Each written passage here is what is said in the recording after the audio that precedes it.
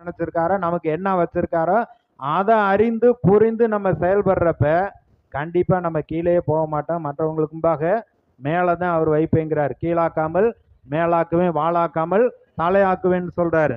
அப்ப நம்முடைய சிருஷ்டிப்பு, தேவனுடைய சிருஷ்டிப்புல மனுஷனை குறித்து அவர் என்ன சொல்லி இருக்கிறார்னு பாருங்க. 21:26, பின்பு தேவன் நமது சாயலாகவும் நமது உருவத்தின்படியையும் மனுஷனை உண்டாக்குவோமாக, அவர்கள் சமுத்திரத்தின் மச்சங்களையும் ஆகாயத்து பறவைகளையும் மிருக ஜீவன்களையும் பூமி அனைத்தையும் பூமியின் மேல் ஊறும் சகல பிராணிகளையும் ஆழக்கடவர்கள் என்றார். நம்ம ஆளுகை செய்யும்படியாக தான் உண்டாக்கப்பட்டிருக்கோம். அதாவது இயற்கை, அதே போல மிருகங்கள், மற்ற சூழ்நிலைகள் எல்லாவற்றுக்கும் மேலாகத்தான் ஆண்டவர் நம்மளை உண்டாக்கி வச்சிருக்காரு. அவருடைய சாயல்ல, அவருடைய ரூபத்தின்படி உண்டாக்கப்பட்டிருக்கிறோம். எந்த இடத்துல வேணாலும், நம்ம எந்த ஊர்ல வேணாலும் பிறந்திருக்கலாம். ஆனா தேவனுடைய பார்வையில அவரால், அவருடைய சாயல்ல ரூபத்தில் உண்டாக்கப்பட்டிருக்கிறோம். தேவன் தம்முடைய சாயலாக மனுஷனை சிருஷ்டித்தார். அவனை தேவ சாயலாகவே சிருஷ்டித்தார். அவரை ஆணும் பெண்ணுமாக அவர்களை சிருஷ்டித்தார். நம்மளா விரும்பி இந்த குடும்பத்துல பிள்ளையா பிறக்கணும்னு நம்ம கேட்கல.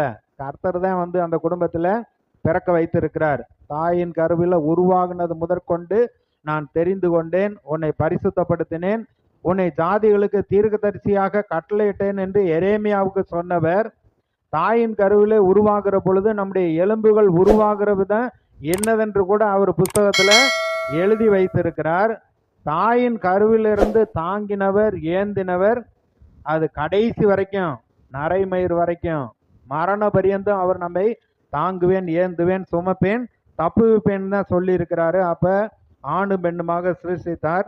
பின்பு தேவன் அவர்களை நோக்கி, நீங்கள் பழுகி பெருகி பூமியை நிரப்பி அதை கீழ்ப்படுத்தி சமுத்திரத்தின் மச்சங்களையும் ஆகாயத்து பறவைகளையும் பூமியின் மேல் நடமாடுகிற சகல ஜீவன் சந்துக்களையும் ஆண்டு கொள்ளுங்கள் என்று சொல்லி தேவன் அவர்களை ஆசீர்வதித்தார். தேவனுக்கு அடுத்தபடியாக இருந்து எல்லாவற்றையும் கீழ்ப்படுத்தி நடத்தும்படியா அப்பேற்பட்ட ஞானமும் அறிவும் உள்ளவனாகத்தான் மனுஷனை படைத்தார். 2வது அதிகாரத்தில் பார்க்குறோம்.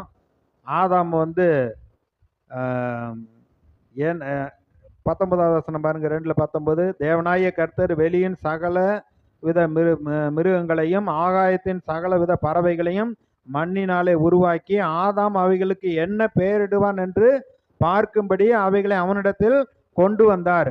அந்தந்த ஜீவ ஜந்துக்கு ஆதாம் எந்தெந்த பெயரிட்டானோ அதுவே அதற்கு பெயராயிற்று.